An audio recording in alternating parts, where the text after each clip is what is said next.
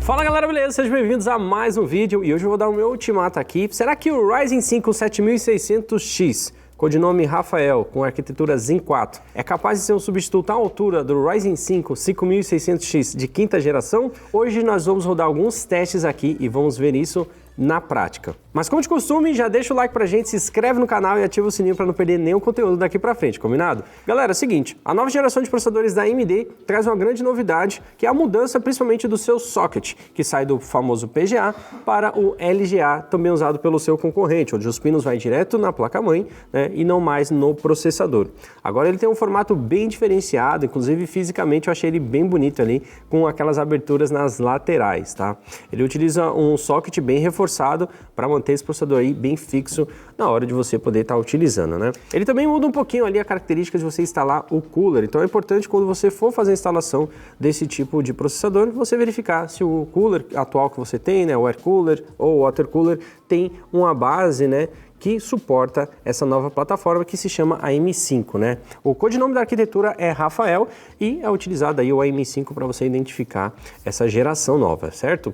Bom, nós temos aí 4 processadores que foram lançados, né? O 7600X com 6 núcleos, 12 threads, clock boost de 5.3 GHz, é algo que impressionou bastante nessa nova plataforma, né? Trazendo clocks acima dos 5 GHz, algo não pensado até então nos processadores AMD, então agora a AMD está trazendo essa grande novidade aí. E também temos os outros demais processadores que nós vamos trazer os vídeos aqui para vocês, sendo o Ryzen 9 7950X sendo o mais forte desses modelos iniciais que foram lançados, e nós teremos um vídeo exclusivo para cada um deles aqui no canal. E outra grande mudança também está no cache, que agora está maior, né? No 7600X nós temos 38 MB de cache, isso ajuda bastante a acelerar aí, principalmente as aplicações já conhecidas e também em jogos, tá? Nessa nova plataforma M5, nós também temos aí a presença das memórias DDR5, né? A AMD ainda não demonstrou se vai lançar uma placa-mãe compatível com DDR4, a princípio vai ser somente DDR5, iniciando com um clock de 5.200 MHz, e você pode também optar por colocar memórias mais altas, né? Você pode utilizar inclusive o recurso que veio agora da AMD chamado Exo, né, que basicamente é um perfil de memória otimizado para os Ryzen para fazer ela trabalhar com clocks ainda mais altos. Vamos partir então agora para os testes e utilizamos a seguinte bancada. Colocamos aí a X670E ASRock Taishi junto com 32 GB de RAM, DDR5 Kingston Fury Beast RGB, mais a RTX 3080 Ti, que vai ser uma grande placa de vídeo aí para esse processador, né? A gente vai poder usufruir bastante do desempenho dele utilizando essa placa, e também teremos aí uma fonte de 1.200 watts para segurar toda essa configuração.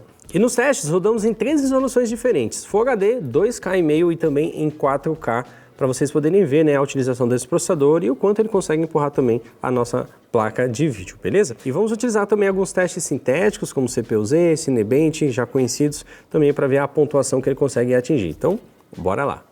Começando pelo CPU-Z, na versão 2.03, tivemos aí 6.082 pontos no multithread e 756.5 pontos no single thread, né? Fazendo até o comparativo ali com os 1900K, o single thread ficou mais forte, né? No caso, o Ryzen 5 7600X conseguiu ser mais veloz aí com o desempenho em um núcleo só, tá? Agora no Cinebench R23, né? Que também é um teste bem intenso aí para a gente realizar com o processador, tivemos aí uma pontuação de 14.862 pontos, né? Ficando um pouquinho abaixo do Threadripper 1950X. Quem diria, né? O Threadripper na época sendo um processador aí, né? Topo de linha, para a linha profissional ou workstation, né? Então o 7600X podemos considerar um processador aí de entrada, vamos dizer assim, né? Conseguindo ter uma pontuação muito próxima com menos núcleos, ou seja, demonstrando que realmente teve uma grande melhora, né? E um grande avanço aí da tecnologia de lá para cá, né? E no teste single thread, 1.946 pontos, né? Uma excelente pontuação, inclusive. O que chamou bastante atenção foi o clock dele durante os nossos testes, que conseguiu atingir aí 5.6 GHz, né? Entre 5.4 e 5.6, como a gente pode observar aqui no núcleo 0, núcleo 1, né, que chegou a 5.465 MHz, e aí o núcleo 3 chegou a 5.6, né, 5.665 MHz, utilizando 115 watts de consumo, que é justamente o que a AMD divulga aí, né, do seu TDP. Porém, a temperatura ficou em 92.8 graus, tá, utilizando um radiador aí de 240 mm, um water cooler de 240 mm. E lembra no começo do vídeo que eu falei que o Clock Boost era de 5.3 GHz? Pois é, aqui surpreendeu, chegando além disso, né? Viu que tinha margem e automaticamente ali o processador subiu o clock para ter ainda mais desempenho. Isso sem a gente precisar mexer nada no setup do BIOS, de forma automática. Isso tudo foi gerenciado aí entre a placa-mãe e o processador. Rodamos também o teste no Blender 3.3.0 e olha só, tivemos aí uma pontuação de 230.33 pontos, tá? Nessa ferramenta do Blender, né, ele roda cerca de 3 benchmarks diferentes e ele dá essa pontuação final e foi justamente esse o resultado que nós tivemos utilizando ele. E agora sim, vamos ver aqui como se saiu nos nossos gameplay, tá? Começando pelo Ghostwire Tokyo e rodamos aí em Full HD, 2K e também em 4K. Aqui no caso, nós estamos vendo um vídeo aqui, né, em Full HD, utilizando aí cerca de 57, 56% aí do nosso 7600X, né, com menos de 4 GB de memória de vídeo sendo utilizadas durante esse teste, tá? Então aqui realmente sobrando margem aí de desempenho para esse processador. Vamos ver agora em 2K. Quase o mesmo nível de utilização do processador, cerca ali de 53, 54%, né? Mudou bem pouco aí a utilização desse processador utilizando em 2K o Ghostwire Tokyo. Já em 4K, a utilização do processador ficou ainda menor, né? Cerca de 35%, 37%, 36%, variando aí dentro dessa margem, né? Uma utilização menor, já que agora a placa de vídeo aí, né, realmente acaba se tornando um limitador de desempenho neste game, né? Mas deu para ver ali que mesmo assim, com a 3080 em 4K, o jogo tá rodando acima dos 100 FPS tranquilo. Agora sim, Red Dead Redemption 2, onde a gente tem aí praticamente 7 minutos de benchmark, né? O processador ele ficou com a utilização ali abaixo de 30% na primeira parte do teste, né? E ali naquela parte onde nós temos aí, né, o nosso personagem caminhando pela cidade, já foi para 57, 55%, alcançando quase os 70% aí de utilização, isso em Full HD, né? E o FPS ficou ali acima dos 100, tranquilo, claro, junto com a 3080 Ti, né? E rodando aí em 2K, a gente teve um cenário um pouquinho diferente, né? Onde o jogo aí se torna um pouquinho mais pesado, né? Mas mesmo assim rodando acima dos 100 FPS, né? Com 43, 39% aí de utilização do processador, tá?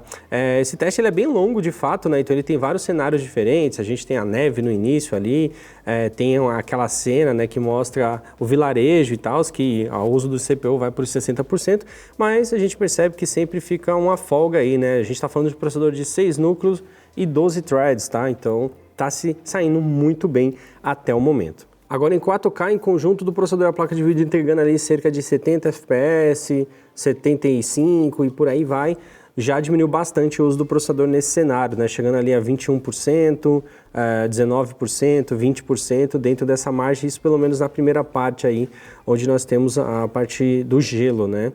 E aí dentro da cidade, onde ele mostra o vilarejo, o uso vai para quase 30%, né?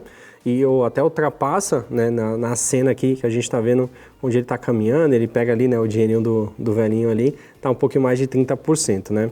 Então, de fato, em 4K, como a placa de vídeo acaba sendo um limitador aí de desempenho, o processador fica com a margem mais folgada, vamos dizer assim, né? Então exige menos do processador, mas fiquei satisfeito aqui com o desempenho, né, apresentado tanto em Full HD quanto em 2K e 4K foi tranquilo.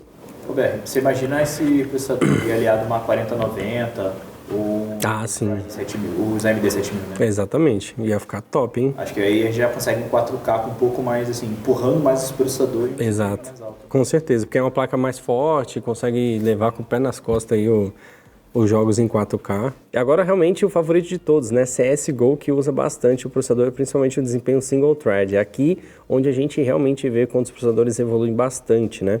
E olha só, entregando aí, né, mais de 250 FPS, utilizando apenas 18%, 19%, chegando a 20% do processador, né? Realmente aí uma utilização bem baixa para o processador, né? E a placa de vídeo ali também rodando 40% ali do seu desempenho, que é uma 3080 Ti, né? E o FPS máximo que a gente conseguiu atingir foi de 757 FPS, né? Isso que o jogo não utiliza 100% do processador. Se isso fosse possível, certamente rodaria acima dos 1000 FPS sem problema algum, né? Mas, cara, rodou super tranquilo.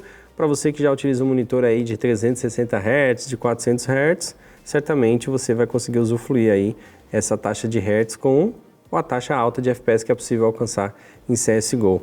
E olha, o negócio realmente rodou bem de boa, hein?